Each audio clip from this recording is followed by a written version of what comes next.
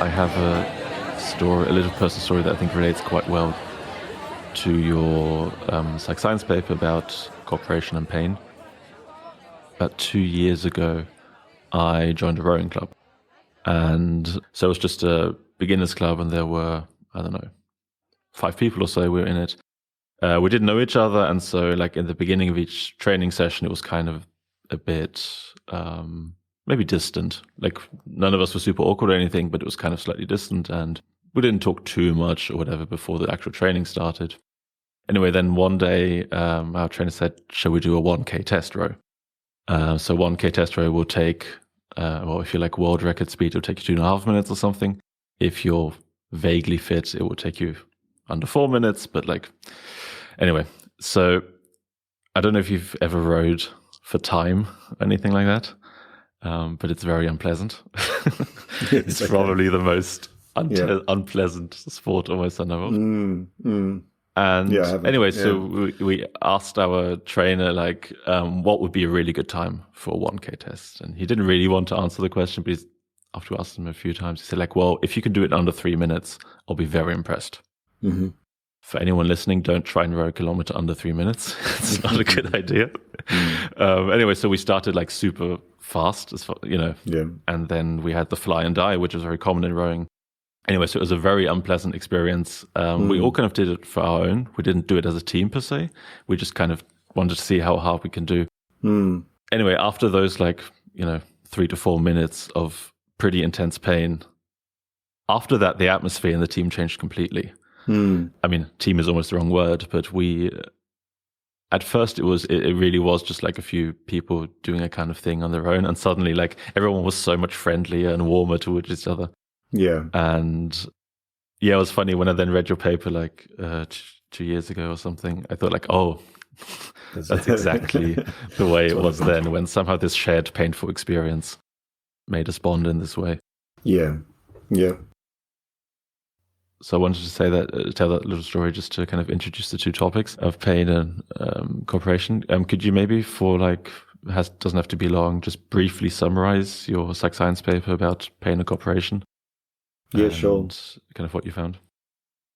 Yeah, so in that paper we had people, we exposed groups of people to very similar activities, although in one condition they were painful. So we had people either put their hands in buckets of ice water or in buckets of room temperature water, and all the studies where we used that, we had a little container in the bottom which we had people kind of put these fishing sinkers, little sort of metal balls into the container in the bottom. It was the reason for that was we realised that asking people to do something for as long as they could when it was painful was obviously going to be a lot shorter than asking them to do something for as long as they could when it wasn't painful.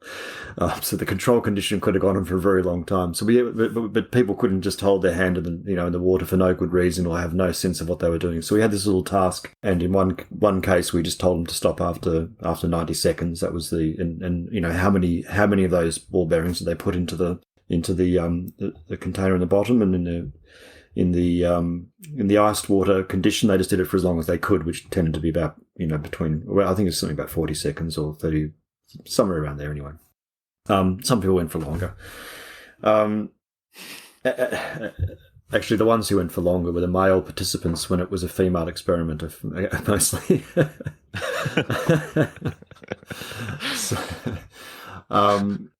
So we found in the first study that after doing those tasks, that the groups that had shared in the painful task. And we had in that particular paper we had 2 tasks. There was the iced water, and then there was also asking people to hold a 90-degree angle with their legs, like a leg squat, up against the wall, actually against a desk, which becomes very painful very quickly in the quads.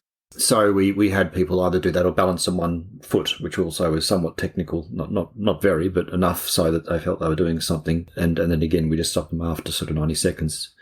So those tasks both went for about the same period of time, and then after that, we asked people to list, respond to a whole lot of questions about how bonded they felt as a group, how much they felt they shared important similarities, how much they felt they could trust other people in the group. And these were people were doing this as a group, not individually, as you usually have in the experiment, right? That's right. In this case, because it was had to be all about how people were actually responding to each other in the group context. So they rated their other group members, how they felt about them on this measure, and so we found that that after the painful activities, people rated the other group members as, I guess on what we call bonding. There was a high level of bonding, and we just, again, that was about 7 questions that we put together, which really illustrated for us that concept. And then in the next study, we did the same thing again, except this time we had a cooperation game. So we wanted to see whether or not this would translate into actual behaviour. And in that game, people could, over 6 trials, choose a number between 1 and 7. If they chose a 7, I think they could get about, can't remember now, $8 or something like that. Or some amount like that, but only if everybody else chose a 7, and then if you chose it, but if you chose a 7 and somebody else in your group chose a 1, they would then get, I think it was $4.20, whereas you would now only get 60 cents. So the higher the number you chose, the more reliant you were on your group members to also choose high numbers for you to be able to do well. And if you all chose high numbers together, you'd do better. But of course, if people didn't trust other members in their group, choosing the low numbers meant they would back themselves and, get a decent amount of money, even if other people defected. So really it was a measure of cooperation or trust. So we found again in that study, the second study, that after sharing those painful activities, people chose higher numbers on average across those 6 trials, and therefore indicating that they had a higher level of cooperation and trust in the group.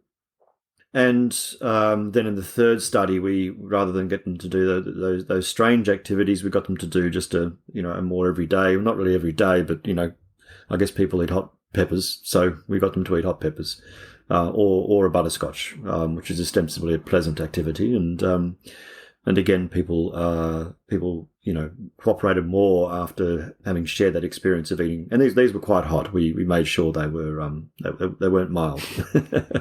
So we gave people yogurt and things to try and cool down afterwards. But so we found again that people cooperated more after engaging the painful activity. Mm-hmm. Actually, maybe can we start? Can you briefly explain why this particular study? Because you work on pain rather than cooperation, right? Was it just to explore the social effects of people sharing pain, or what precisely was the motivation there for you and your co-authors? So my whole motivation with the pain research, really,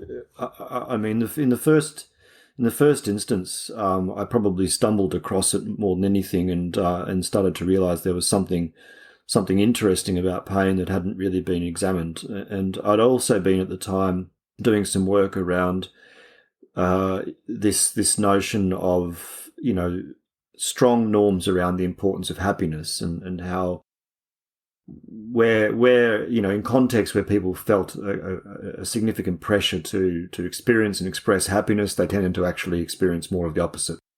And so one of the issues there is just the tendency to overvalue those positive states and to devalue or not really see the value in more negative experiences in life. And so by the time we were doing this work, I'd really sort of started to try and explore really quite a range, somewhat differentiated range of positive upsides to painful experiences. And I was always interested in pain in a very broad sense, but thought that if you were going to explore that, then physical pain was probably the first protocol, and to try and look at it in that way, because it was something we could study in the lab. We could induce it in an acute sense, and I do think that it's probably not all negative experiences. I don't think we would find what we observed with physical pain in all negative experiences, but I do think that it does. Some of the things we found would likely replicate, at least conceptually, across a range of negative human experiences. So that was really where we were coming from, and again, just looking quite broadly, okay, well, what are these sort of upsides? What are these benefits that pain? And again, we wrote a theory paper earlier on around what we thought might be a range of benefits that could come from pain, and drew on the available literature and the available theories to underpin those ideas. So again, we had a decent theory a decent sort of theoretical perspective in terms of trying to explore some of these ideas. Which paper is that? The theoretical one? It's called The Benefits of Pain, I think. It was a Personality and Social Psychology review. Yeah. Okay. Yeah, I always put the references in the description of the episode, so people don't have to search for the papers forever. So I'll put that in there too. Yeah, sure. I mean, I want to talk a bit more about like different kinds of pain and when pain is meaningful and when not, maybe more towards the end of the conversation. But now in terms of the cooperation, I'm curious, like almost thinking it in terms of boundary conditions, like what kind of pain would increase cooperation between people? Because it seems to me that if, for example, one person is the sole cause of the pain, inflicting it on others or something, then that's probably not going to be beneficial. What do you think are the kind of main parameters here that lead to pain being beneficial rather than detrimental? Well, that's a very big question. With a lot of answers to it.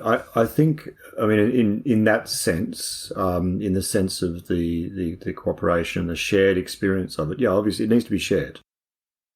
Now, I don't think that having one person inflicting on others, I think actually that could work quite well. I think you actually see it in a lot of organisations where there's a bad manager. Sometimes the teams actually become very cohesive as a result of that. So I don't think it matters. I think what matters is that certainly if there's somebody, if the group is inflicting, well, now there are other effects, right? So we know that when people have to go through pain in order to join a group, so the group may inflict pain on me. That's a different effect. That's a dissonance sort of effect, and some old classic studies have shown that. So there are a range of mechanisms in there, and to be honest, we've never really articulated fully what the mechanism is for our work either. I have some best guesses at that, but I think the mechanism is less clear. But there are certainly other effects, probably with different mechanisms that that show again that going through pain can lead people to feel more committed to groups, even when the group is doing it to them. So I think there are certainly contexts where it would go the other way. I think, when perhaps groups feel traumatized by pain or, in a way that there are perhaps other factors that lead groups to splinter in response to it. But I'm not sure I could articulate that in one sort of go. And there's probably a lot of things in there that could actually change how it plays out. Yeah, okay. Yeah, I mean, you mentioned that you're not particularly specific on the mechanism. That is then one question that I had. Why you think is it just that you see how people react under pain? That's what I think and it you is. Just know a bit more about them? Or? Yeah, that's what I think it is. I think it's actually a fairly grounding, human, authentic type of experience. And so, you kind of, you can't kind of keep up the appearances when you're in pain. You're all kind of, and I think it's kind of, I think in a way when you share that experience, you do see people confronted with something that kind of breaks them down a little bit, and they become very real. It's very, you can't not be but real when you're in pain. And I think that's probably what leads to the increase in trust. Never really quite worked out how to measure that very effectively, but that's what I think is probably happening. Yeah. Could be other things too. I had one question, which is fairly technical now, about just why you chose this particular cooperation task.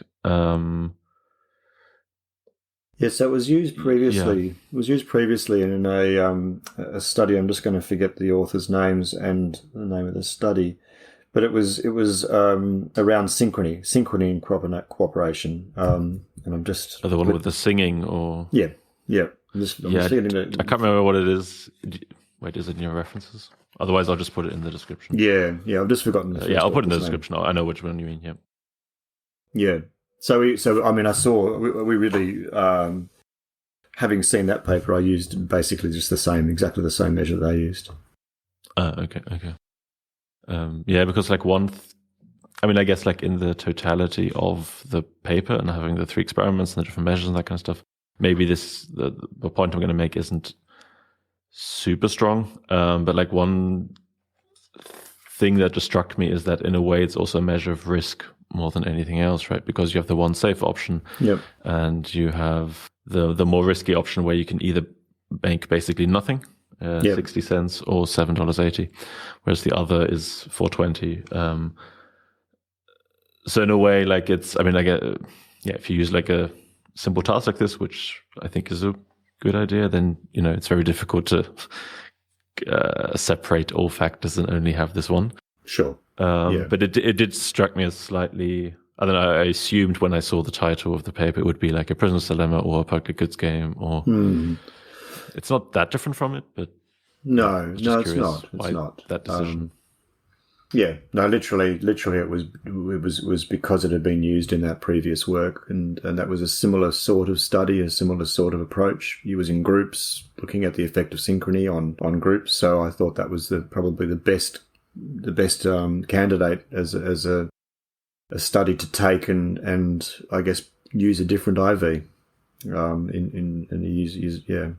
try and obviously stay close to what had been done before. Yeah, and that's just so it's established, it works, that kind of thing. Or I'm assuming it's the same with like the hand in ice water, like that kind of pain. Was it because it's easy to do in a lab? I guess you need to cool the water, but yeah, that's right. There's a few freezers and a lot of bags of ice bought. No, it's the cold presser task is a standard pain induction, and look, there are other more technical ones, and of course the way that we induce pain in all these studies, the pain researchers sort of laughed at because they were very technical in how they would. Again, they needed to be, because they needed to really titrate the amount of pain that they gave people, so that there was they could actually show that changes in that would lead to changes in some other sort of dependent variable. We were much more interested in just pain or no pain. So for us, having whilst we controlled the amount of pain, we certainly didn't control it like some pain researchers would. We didn't. You mean like with heat? Yeah, that's right. Or simulation or something. Yeah, you can come up with some pretty controlled ways of inducing pain. We never felt we needed to really go to that level to examine the differences between pain versus no pain. Yeah, right. The kind of binary split was enough, and it's obvious that it's not. Yeah, it's funny. Like, to me, that task always sounds if you've never done it, it sounds very like, what's the problem putting your hand in cold water? Oh, but it is really cold, and if you do that for a long time without moving, or barely moving, I think I lasted for less than the average when I tried it. So yeah, I only did it once. Can't remember. Oh no, I was control condition. That was it. Yeah, in a way, the funny thing is I don't have too many questions about this cooperation paper in a sense, because I think it's in a positive way very straightforward and simple. As in, like, it's clear manipulation, clear effect. You test it in a few different ways, inducing the pain and measuring cooperation or social cohesion. Yeah, but by the way, is that a general? How do you view, when you create an experiment, this kind of trade-off between precision, simplicity, and, for example, you could have, in this case, said, like, okay, we want to do heat in a not binary, but in continuous way, or, I don't know, measure all sorts of different pains, different kinds of inducing pain. I'm especially asking because, like, I'm, like, in my PhD, and I often have this question, like, when is a paper ready? When is it good enough? When, like, for example, like with this kind of thing where you don't have a mechanism, I always feel like, well, you can't just show an effect. You have to also explain the mechanism, but that's of course a huge task. Yeah. Well, I mean, look, I don't think that publishing a paper is the end of the road, right? I mean, it's just one step, and so you publish it, and then someone else is going to come along, or you might come along and add to that, or tear it down again. Right. So I don't see. I think to publish something, you have to have enough evidence that at least makes it feasible to say what you're saying, but just to think that in any given paper you're going to find absolute proof of the mechanism and the effect without any doubt at all, I don't think that's probably even real science. So, my take on it is, if we'll look at, if you find something you feel fairly confident in, and it certainly seems to be hanging about in the research that you've done, and it seems replicable, at least within a small sort of sample of studies, then that's sufficient. And of course, I wouldn't expect that it's not going to necessarily be debunked at some point. It may get debunked. One of the things I think that, one of the risks, I think, in that as well is also how much evidence do you have, even just anecdotally, behind the research question. So you gave a great example at the beginning of an anecdotal experience where you've actually seen this and experienced it, right? And there's plenty of those around. There's other research on anthropological rituals which have shown similar sorts of effects. So when you cast your eye across quite a broad range of anecdotal examples, come other research directions and studies, and there's actually quite a collection of evidence that suggests that this is actually what one would observe. Now, whether or not you can replicate it exactly with the way we did it, or whether or not you can show the mechanisms with the way we did it, I think that's just part of the picture. I think when it gets more shaky is when when you sort of go out on a limb a little bit, and perhaps you're showing an effect which is somehow even not intuitive, or is not something that is easily experienced, or that there's not many anecdotal examples of, or you can't draw on other related research to show that this should be the case. And then I suppose you want to be, but still, to my mind, the publishing process is the same. You get it out there when you think that you're confident in the part that you found is fairly robust, and then you add to it. Yeah, I think that's probably what I need to do more of, rather than trying to have like one paper with like 10 experiments and showing every facet. And of course, it's not even possible. But no, well, it seems to be somehow the way it's going these days. Though, I mean, there's some papers with a lot of studies out there. Yeah, and then it takes like 2 days to read it. It's 40 pages long or something. Yes, true. Yeah. But whilst we're on the topic of, you briefly mentioned some stuff about like where they reproduce and that kind of stuff. So as I mentioned before we started recording, when I read your book, there were a few studies, especially most of the studies are not about your research in the book. There were a few when I thought, oh, is that going to replicate? Like, I have this internal, this isn't going to replicate meter. And a few times I went off. Now, of course, in your book, you don't describe every study to the full. So it might just be that I didn't have enough information on all of them. I mean, like the one, I unfortunately didn't write down which examples I thought of, but one of the last ones that I still remember is where they have this like, you have this word puzzle and you have to find the words, and all the words are about like death or something. Oh, yeah. Yeah. And that stuff to me just, I don't know, it always sounds like this is like the pre-reproducibility crisis psychology stuff that's not going to replicate without like even meaning this study in particular. Yeah. I don't know, so obviously you did write this book fairly recently. So how do you, also in general in your research, how do you go about deciding whether to trust a paper? Yeah. Well, again, I think I don't think any of the arguments that I make in that book are going to be debunked whether one of those papers doesn't replicate or not. And I suppose that's the important thing for me, right? If I was building an entire book off one paper, and certainly that has happened, that would make it a whole lot more of a shaky project. But so in that sense, does the use or reliance on a paper which, I'm a little bit, certainly some of this priming research hasn't turned out to be too replicable in some cases, although that doesn't mean that all of it isn't. And so I think there is a tendency to throw a lot of things out with the bathwater sometimes when in this whole endeavor. And just because something hasn't replicated doesn't mean it didn't actually also work in the first place, right? I mean, which of those pieces? How often do you not replicate something until it's no longer true? I mean, obviously there's a point, right? But I mean, one failed replication isn't going to be sufficient, I don't think.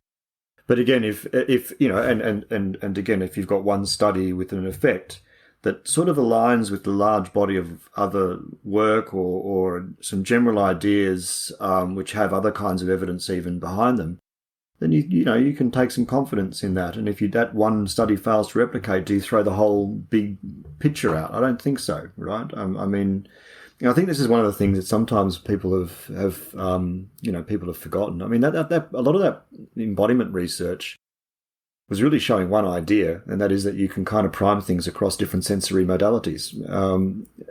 What's the embodiment research? Well, where again, you're priming one sensory modality or one approach, priming concepts over here and finding responses over there. It was often quite indirect, the way that the priming would be conducted. But again, to me, there's some basic ideas that probably seem true in that work. Whether or not each one or every one of those replicates, obviously is up for debate. And it's good to do it. It's good to be checking on these things and replicating them and finding out which ones do. But yeah, I think we did sort of run away from all of that pretty quickly at some point, and I think there's other things you've got to consider about whether or not you want to sort of see something as holding some water or contributing to a body of evidence that is broader than just that one paper. Yeah. Yeah, so it is, the field of research rather than a particular paper that also in part makes, determines the trustworthiness of a paper almost, yeah. Well, across fields too, right? Because I mean, you may have evidence from different fields converging, and I think that's good. That's important. And look, anecdotal evidence is still evidence. It's not great, but I mean, you sometimes draw on that to go, look, this is something that we seem to experience, and it seems to align with some data in a study. Which is often, and let's be fair. I mean, to run these studies, we often have to strip things back to such a level, which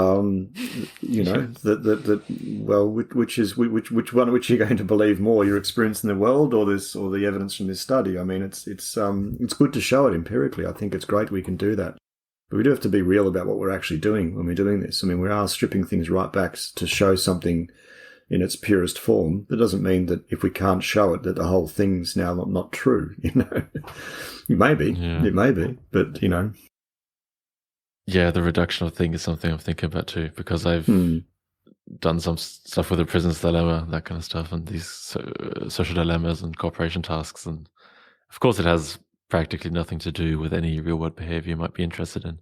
Yeah. But somehow you hope it still extrapolates to it. Well, I think it's the beauty of it. I mean, I like doing that kind of research because of the simplicity and because it is, it does tap directly into, these kind of core underlying ideas. So it's my preferred research, but I'm also a realist when it comes to what I'm actually doing in that space. I mean, it's very abstract, and you're getting people to do things, and you, to show causality, to show mechanism, you've got to abstract things to such a level. So you've got to take a grain of salt with all of it, I think. Yeah. So I'd also like to talk about the book that you wrote, The Other Side of Happiness. Yep. Maybe whilst we're talking about kind of practical things, just first how, or maybe first like why you wrote this book, and because I also want to afterwards get to how you did that, because as far as I understand, you already were a professor and had children and everything. So yeah, why like take on the extra workload of writing a book?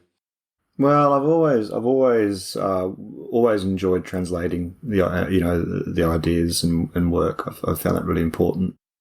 It's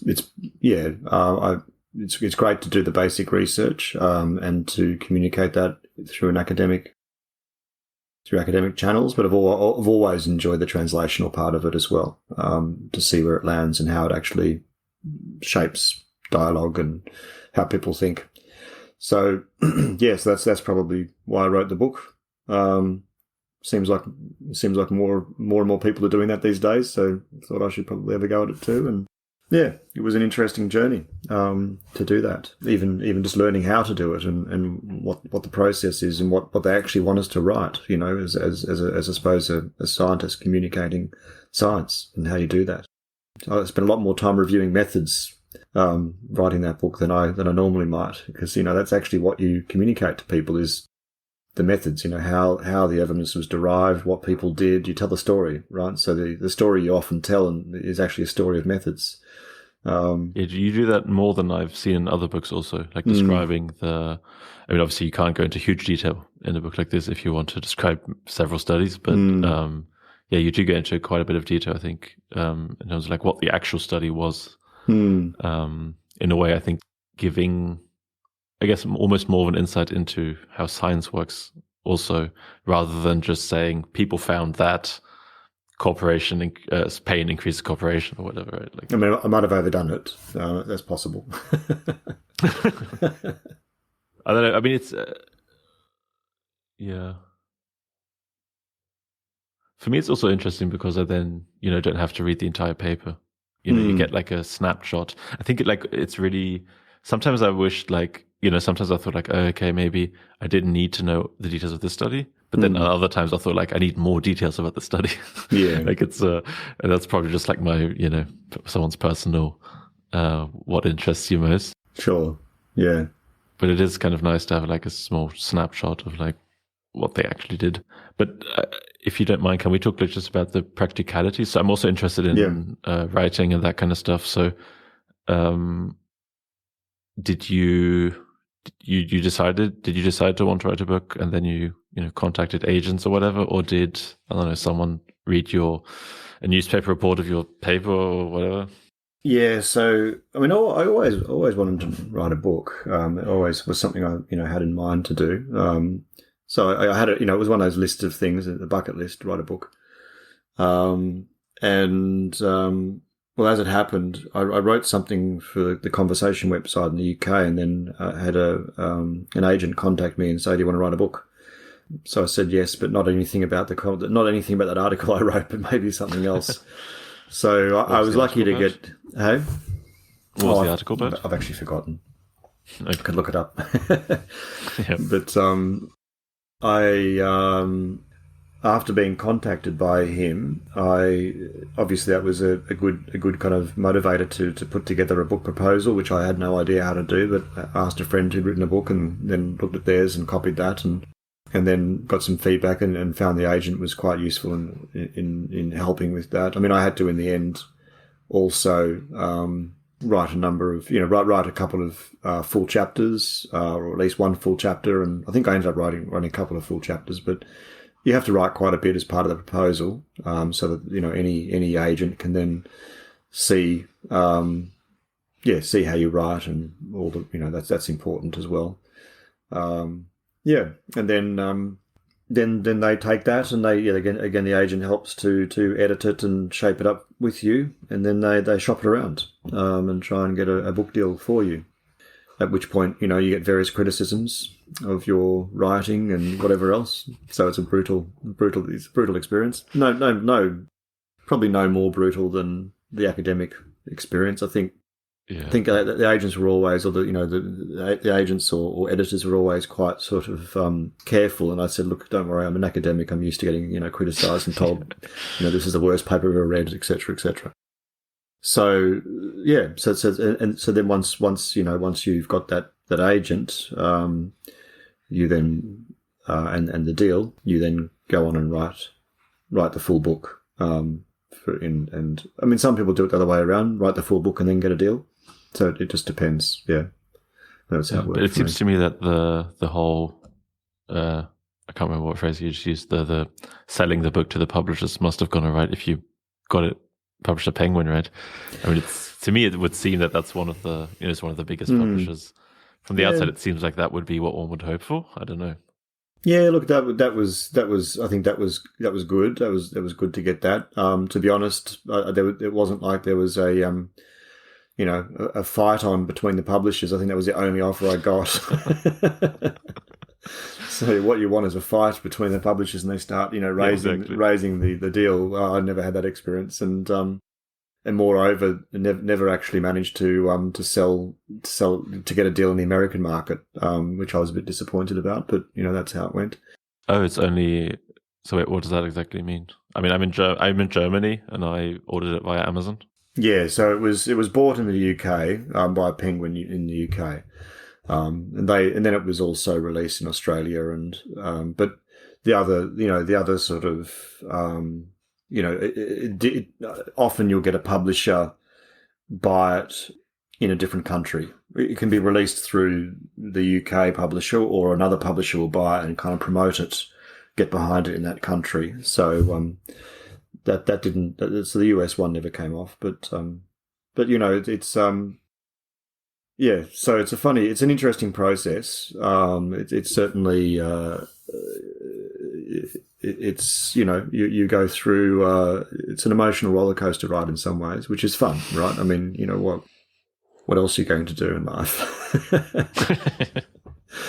But yeah, it's an interesting. I'd probably approach it differently next time a little bit. But how?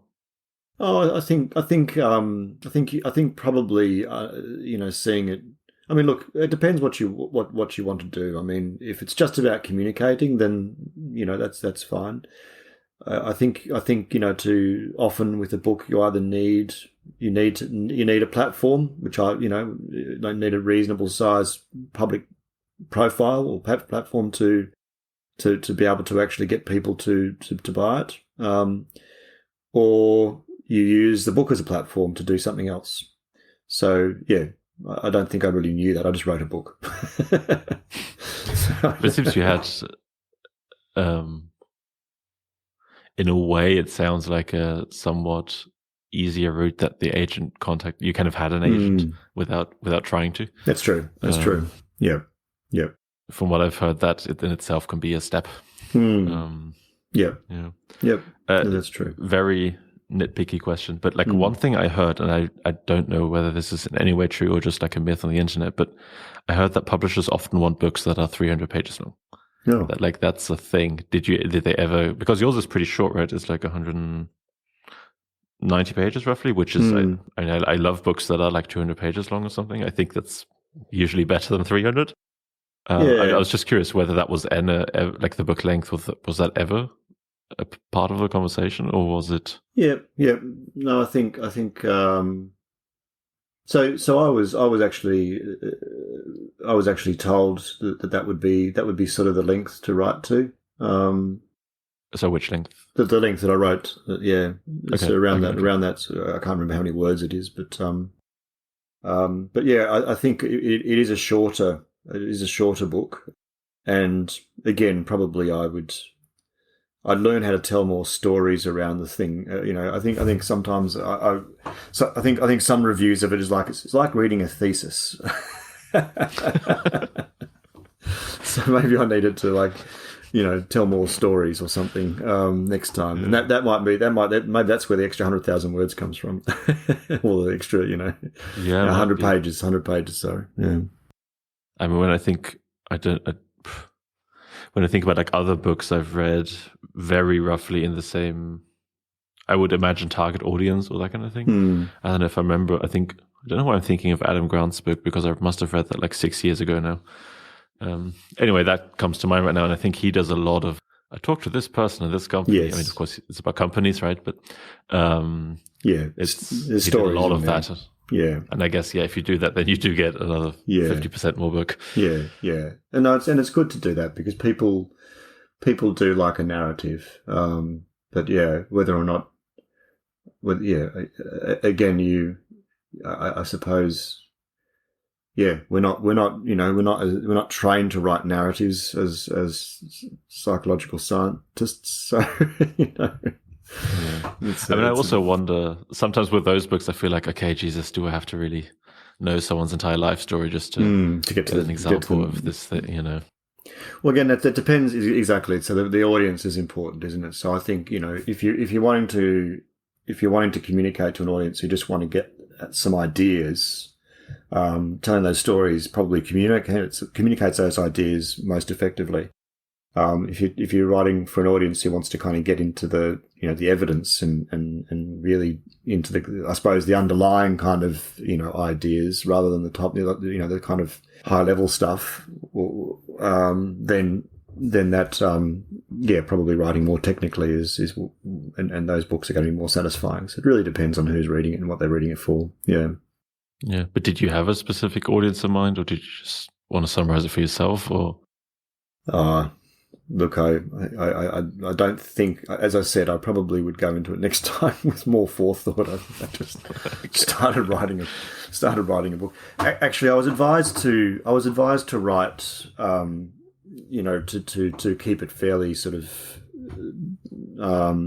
evidence based and focused, more than I thought I would have to, and to write, not to kind of try and be too jovial or anything like that. So. Yeah, so there was a tendency. There was certainly the editor did suggest that was probably the way to try and communicate, the ideas. So starting to slightly more about the content of the book rather than the making of it. So one thing I kept waiting when I read the book and that never happened is I don't know whether different copies. I have the paperback copy. Mm-hmm. On the picture on the front, you have not, how should we say, it doesn't exactly say Sisyphus underneath. No. But it's pretty much a depiction of that fable. Yeah, I know. But you never mention it in the book, right? As far as I can tell. I was just curious, how did that... Well, you see, that picture was drawn after, that was after the book was written, right? And so their artist came up with that picture, and I actually asked the editor that exact question. Is that what it's a picture of? And I never got an answer, but I just assumed it obviously was. It has to be, right? Yeah, exactly. Oh, no. Exactly. Yeah. So yeah, no, that was an interpretation of what was already written by the cover artist. Yeah. But did you consider, I don't know, also just in terms of talking about, of course, I was going back to priming. I was very strongly primed to think about Sisyphus by having this picture on the front. But did you ever consider, and I don't know, for example, you mentioned Brave New World briefly, and somehow I expected that and the myth of Sisyphus by Camus to somehow be part. I guess you said it is more technical in that sense, the book that you wrote. Yeah, okay, but so this image is just, an artist afterwards thought this represents it nicely. That's right. But yeah, certainly, it's certainly the right image, I thought. So I have now, I guess, if we talk about the book, then we fairly quickly get to kind of these broader questions in life. And one big one that I don't really know how to think about it is when to decide to go for convenience, comfort, and efficiency, and when it's good to make it hard, kind of. So I think in some sense it's obvious. I would say that it's good to have a washing machine or something like that. Sure. To make your life easy in that way. But somehow if you only do that, you reach this point where, and I think I might have slightly gone there the last few years, where you expect and kind of want everything to be easy. Yeah, I don't know. How do you think about, maybe in your own life or something, how do you decide whether something should be easy or whether it's good for it to be difficult? Or... Well, I think probably a different way to answer that is just to realize how often in life we're actually seeking out difficulty. So, you're doing a PhD. That's okay, so you've got a washing machine. You don't wash your own clothes, but you are doing a PhD. So that, you can give yourself a tick on that one. That's pretty, it's kind of hard and torturous, right? So, I think actually when you step back, you realize that a lot of the things we already seek out in life do involve an element of discomfort and difficulty and even pain, so I think we're already doing this. But how much? When do you make a conscious effort or choice to engage a little more of it? And look, I probably don't have a great answer to that. I probably do think about that a bit in terms of kids and my kids, and okay, when is it? How much do you push them, and how much do you sort of sometimes make them go through experiences, let them go through experiences which are perhaps going to challenge them, and to what extent. I think for us, yeah, I mean, broadly, you start to feel unhappy in life if you don't have any of those challenges or experiences. Even just the pain of exercise is incredibly important in terms of the mental health benefits that come from that. And I do mean that. I think it's obviously exercise is great per se, but I mean it's also a way in which we're kind of drawn in and away from other things we're worried and thinking about, because we're pushing against something that's quite difficult, in any exercise requires that. So I think when you zoom out and look at it and realize that a lot of the things we actually enjoy involve an element of this, then you realize we're already doing it quite often. But yeah, I haven't come up with like a formula of, one painful experience to 3 pleasant experiences or something like that. Yeah. It's also not for me in terms of like a ratio, but in terms of, I don't know, it seems to me like it's a good idea to naturally try and make things easier for yourself in the future. That's what you might call progress, right? Just like setting up a system that makes it easier, but somehow then I feel like I slightly get trapped into this sense of it should be easy. If that makes sense. I don't know. Is it maybe just trying to have it hard now to like always a bit tricky now to be easier later? Or because for me, then it just becomes this like, yeah, but it should be easy. Like, why is it difficult? Well, true.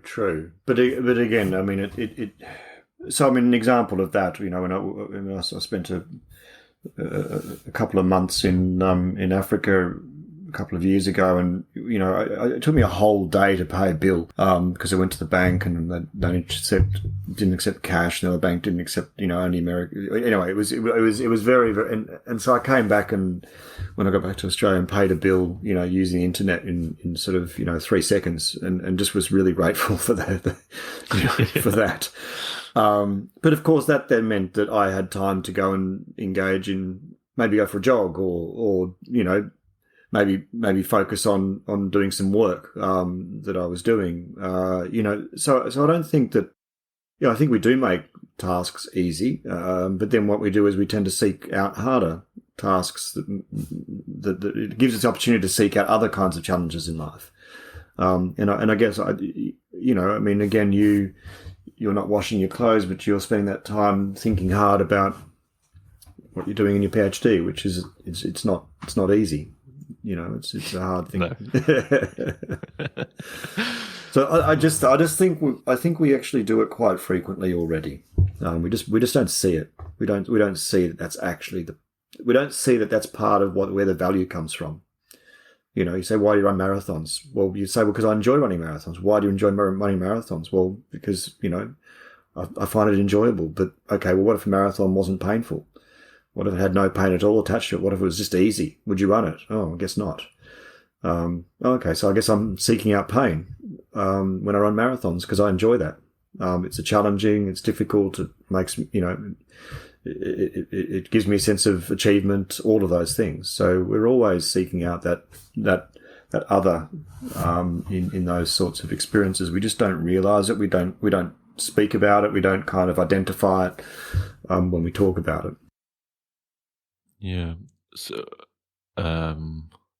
you mentioned kids earlier. I had one that was like one point I was curious about in terms of like not necessarily, not that I have children or want advice on how to raise children, but I think it's maybe an interesting lens to look at this question of like, how do you, if someone doesn't know how to deal with this, like how do you instruct them to think about this whole thing?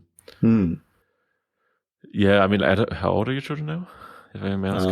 I've got two 10-year-olds, twins, and then a 2-year-old. So a bit of a range, yeah. Yeah. Do you like try and instill difficulty in their life so it's not too easy, or how do you, or do they already have that anyway? I don't know. No. I mean, I'm quite aware of the importance of embracing certain things. So I'll try and get them out sometimes, on a hike, we've still got one particular walk where there's a bit of a climb, and it's a little bit sketchy, and haven't quite got them up there yet, but will do.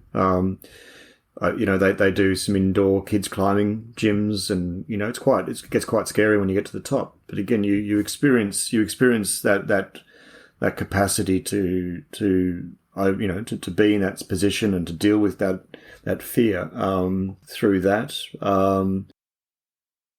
So there's a range of course, they play team sports and get good at losing. That's something that you've got to get good at. So I think you're always sort of wanting them to get out there, to try things, to engage with things. I mean, it's part of being active in life and being engaged, because there's always risk associated with that. And I think one of the things that is happening is that kids are, kind of too often reverting back into devices. I mean, of course, there's risk on social media too, but I think keeping kids away from. I mean, look, to be honest, if they could just have sugar and TV for all day, every day, they'd be very, very happy. But getting away from that, because that is like their number one, right? They're like, they could sit and eat sugar and just watch TV. But of course, that's just pure. And they did actually. We let them once. We said you can do anything you want for a day. So they spent, I think it was like 11 or 12 hours watching like a repeat episode of these different episodes of this thing. And afterwards, one of them said, "I'm never doing that again." And the other one said, "Oh, I might do that again. I'm not too sure." Yeah. That's the worst, when you say like they'll see how bad it is. Yeah, and they just really like it. Yeah, that's right. Yeah. But I think broadly they did get a sense that you can't just watch TV all day. You've got to go and do something else. So So I think, but it is I think good to give them those opportunities to take risks, and of course that means that as parents you need to be willing to let them take those risks. So give them that independence. At which point we've started letting them ride to school by themselves. There's risks associated with that. For them there's a sense of independence, but also, well, I don't have somebody with me to look after me. Some small amount of fear perhaps attached to that, but ultimately through that they gain confidence that they're able to manage themselves, and you've got to give, you as a parent you worry about, have they made it to school, has there been any problems along the way, but so you've got to kind of restrain yourself from wanting to control all of that. Wait, was it in your book about, or where did I hear this, that about, what was it, like fear of heights of children who fall out of trees or something? Or am I just completely making this up right now? Don't recall that. But okay, then I have no idea where this is. Then I might have just made this up based on me falling out of a tree as a child. Sorry, my dog. Quincy, let me just. Oh no, I actually won't let him in. Yeah. Yeah, I mean the funny thing is, I've started this podcast during the pandemic, pretty much, and it seems that not every episode, but frequently, there will be some sort of family noise in the background, children crying, toddlers or whatever. So my wife's gone to pick up the kids, so he's lying. Let me go and let him in. He'll lie down here, and then there'll be no more barking on. All right, there we are. Sit, lie down. All right. Well-behaved dog. Yeah, he's not too bad. Yeah. I think that's the best you can hope for, right? Exactly. Dog's not too crazy. Yeah. Maybe, so one, or maybe actually last point about, not sure this is really about children per se, but like one thing I know, like when I was like 16 or something, I started, wanted to have some money so I can like buy all the cool stuff. And then I had I worked in a supermarket for half a year, and I hated it so much. And I always wonder, like, I think that was like a very, I was just at the cashier, scanning items all day and just trying to stay awake basically. Yeah. And I always found that like some of these like unpleasant experiences are also just really good for guiding. Like I wonder like whether most of the things in life that were work related I've done pretty to the point, and whether that maybe is because I just realized like if you don't do this, you might have to do that. Yeah, absolutely, absolutely. I think that's a gret example. Actually, I mean, I've done a lot of really shit jobs myself, actually, and I think it's really important because it does teach you the value of good, of what it means to actually have good work. Of course, that's not to say that some people aren't quite happy doing those jobs too. Oh yeah. Some people love it. I mean, yeah, exactly. Just sit there, talk to people, whatever. Yep. But if you've got to push through and deal with something that you might otherwise prefer not to, and that's part of what you've got to have that experience. I think it teaches you a lot about, that sometimes you've got to do things in life you don't want to do in order to achieve, the goals you need to achieve. And there's a lot of people I think who struggle with that, and perhaps have an expectation that they shouldn't have to do anything that is not something they actually like. Obviously, in countries where we are quite comfortable and people have choices around those sorts of things, that is something that people have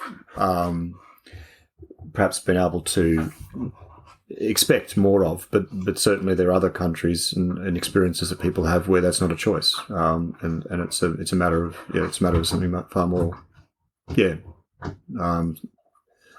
far more basic for them. Yeah. It's this weird kind of adversity that, I mean, to me also like clarified just the relationship between like money and effort and that kind of stuff. Because I mean, like I was, my family was not poor or anything like that, but my friends got a lot more pocket money than me. So like I had to, to afford the same cool things. I had, it's pretty much I had to work. But then I quit after half a year because I was like, nah, it's not worth this. Like, no matter how cool the stuff is I can buy from it, I'm not going back there. No, and I guess it depends what the reason is that you're doing it, isn't it? I mean, the end goal has to somehow fit the effort, doesn't it? If you really hate the way you're spending your time just to get a nice watch, you probably go, actually, what? I probably don't need the watch. I don't need the watch. Yeah, exactly. Yeah. I don't know, like how well you know the book per se, or how much you want to comment on it or something. But I'm just curious. Brave New World. What exactly is dystopian about that? What's the problem? It seems like everyone's more like one of your twins who was kind of happy watching TV all day and eating sugar. That's true. What's the problem with that? Well, I mean, it was written in that way, right? I mean, Aldous Huxley wrote it as a problem. He viewed that as a very dystopian future where, you end up with some guy at the, the main character at the end just trying to experience something, through painful acts. So it's I think it's always for me been that that piece around really the idea that trying to eradicate all of our negative experiences and just experience pleasure really is not actually desirable or possible. And, quite often when I'm talking about this work, I start with that premise. I show people a picture of someone in pain and say, you're probably saying to me, look, why would I want to feel like this? And then I show them a picture of someone sort of walking through fields of wheat with this kind of blissful joy on her face and say, obviously that's what I want to feel like all the time, joyful and blissful and never-ending happiness and just constantly, always. And as soon as you start just kind of going on like that, it becomes pretty evident that it sounds a little bit banal. And actually anything that goes on forever starts to become a bit of an issue. Something you don't really want, and so we do need contrasts, and sometimes we need to have a little bit of that difficulty or unpleasantness to be able to even produce any of the pleasantness we experience. And I think that's the whole point of that book, is that the whole society is kind of bereft of meaning in some ways, just because people have not got any of that contrast. They've just settled into this life where they can just simply eradicate eradicate all those negative experiences and just feel pleasure all the time. Seems a very meaningless existence. Yeah, is it in part this might be the kind of thing where this question, is it either or, and the answer is both. But is the problem in part the contrast, or is it more that they don't, I should say, the pleasure for them is not the result of effort they put into it, but rather just a consumption of, what's it called again? Soma. Superdrug? Soma, yeah, thanks. Yeah. Absolutely. So look, effort creates value, right? So anything you put effort into, you get more value from, you get more pleasure from. And simply to eradicate that part of the process, or to take out, again, some aspect of an experience, which is often the thing that we actually get the most pleasure from, is just doesn't seem to sound. It sounds kind of good on the surface, but then as soon as you start to scratch the surface, you go, hang on a sec, this doesn't actually seem like it would be all that good at all. And of course, we accommodate and adjust as to various experiences as well. So anything which is pleasurable for the moment will eventually become quite just numb after a while, or downright unpleasant as well. I mean, eating chocolate becomes very unpleasant after a while. Watching TV endlessly becomes unpleasant after a while. Anything to excess becomes unpleasant after a while. Of course, you could probably keep jumping between different pleasures, and sometimes we do, but it's still eventually that seems to become meaningless, and then you need to go and find something that's challenging and difficult and effortful, that asks something of you, that contributes something to others, that actually has a purpose to it, which isn't just about your own happiness and pleasure. And often, again, those sorts of things ask something of us, right? If any time you, again, as you know, with the cooperation games, pro-social behaviour costs us something normally, and so even if it's just a risk. So, that's where you get the meaning from in life. That's where you get the actual pleasure, and you need those experiences. Then you can really indulge and enjoy the chocolate, or you can enjoy the TV. You can feel that it's a reward worth having. It's just how we are. There are people out there. I had a debate with, is it David Pearce, who I think I critiqued in my book. Very nice guy, and we had a bit of a debate because he has the idea that actually there's no reason why we couldn't actually eradicate all of these negative experiences in people through the various technologies we have. But I think basically we just fundamentally disagree at that, in the nicest possible way, but just fundamentally disagree that that's even actually something which would be desirable. And I think the difference is really just that I accept the human architecture as it is and base my argument on that. He thinks, well, if we rewire that architecture, then we could end up with a reality where we no longer need those experiences. And I suppose I can agree with that. I mean, if you rewire things enough, I suppose maybe you could. I don't know. But that seems like a very different reality to the one we're living. So, yeah, it also seems it's not even a contradiction, right? To say like, well, but if we change everything, then everything changes, kind of. Not to want to trivialize his argument. No, it's a different argument. Yeah, that's right. Yeah, I think that the premise is sort of different. So it depends where you start from. But I'm just curious. So, I mean, the question of is something possible is usually, if it's technical, we'll just wait 50 years and it will happen. True. But I'm curious, like whether something like Soma would be possible, because it seems to me like the kind of drugs like the narcotics or whatever we have now, they work in one way, in like one specific way of, I don't even know exactly how they work, but you mentioned, that a lot of the meaning, that kind of stuff comes from other places, but in principle, you should be able to stimulate that in some sort of chemical or whatever way too, right? So do you think something like Soma is actually possible in the sense that, also you said like you get used to whatever new situation is, but in principle, you could maybe also have a drug that kind of minimizes that at least, or something. Well, look, one of the things about the drugs we've got at the moment, whether it be antidepressants or painkillers, is they sort of numb more than anything else. I mean, antidepressants do lift mood, but there's also a bit of a numbing. Not everyone experiences that, but some people certainly report blunted affect, positive affect on those as well.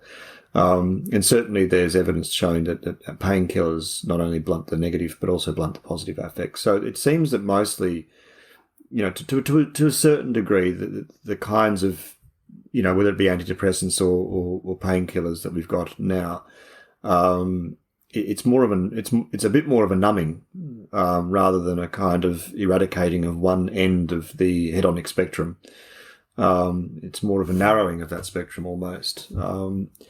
The stabilising of it, which some people really need, and that's why antidepressants are good. They stabilise the spectrum in some ways. People are not falling into the pits of depression quite so much, but also not hitting the heights of happiness perhaps quite so much as they were. And maybe that's for some people a really good thing, because you want stability in life. But certainly we haven't found, I don't think any of the drugs that we've got, to my knowledge, are things which actually eradicate the negative hedonic aspect of our experience, without also narrowing the positive hedonic aspect too.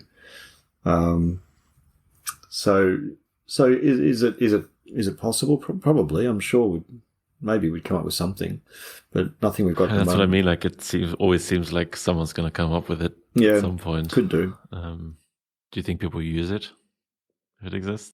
Yeah, I'm sure people will give it a crack. Yeah. Because I mean, that's I think the weird thing about Brave Word. It seems to me. I mean, if you take out like the whole political thing with renaming everything, you just like ignore that for a second and you just focus on there being this kind of drug that just makes them meaningfully happy, let's say. Yeah. And yeah, there's nothing to me that suggests that might not happen. Well, then you get back to that old philosophical argument, which is, and I'm just reading the details of it now, but it's broadly the choice over whether you could, experience this rather pleasant experience, but you would be in a, VR machine or I'm forgetting the actual structure of the argument, but broadly the point is that we have this need to engage with reality, and we would prefer to be engaging with reality than to have this other experience, which is actually not real. And even when you position it, you put yourself into a VR machine or a simulator, and you can simulate this experience, which is just lovely and perfect and wonderful, and you wouldn't even know. You had no actual, you didn't realize that you were that this was actually a simulated experience. But it was simulated, or you could just be part. You could be part of this reality, which is sometimes difficult and painful. And people do tend to still have the intuition. No, I think I'd choose reality. I don't want to be in a simulated experience, even if it's sort of so pleasant. So there's something about and I suppose in some ways, if we're sort of numbing and I don't know. I mean, what is reality? But if we're numbing ourselves and making us redesigning things so that we only sort of experience certain aspects of the world, if those other aspects are actually there, do we want to know that they are there? We seem to have an intuition that we want to connect with that. That's certainly that thought experiment seems to demonstrate that to some degree. Yeah, it's interesting. The weird thing is I don't know how I'd answer that if I had to make a decision. Like it's this weird thing where there's obviously one answer that seems like the one you should say, like the choose reality, that kind of stuff. But I don't know. Yeah. Maybe we'll change. Maybe the way we think about this now is going to be different in the future. Maybe the Matrix won't seem so bad after all. Yeah, I guess it's still a question that's more hypothetical than potential. Yes, absolutely. Yeah.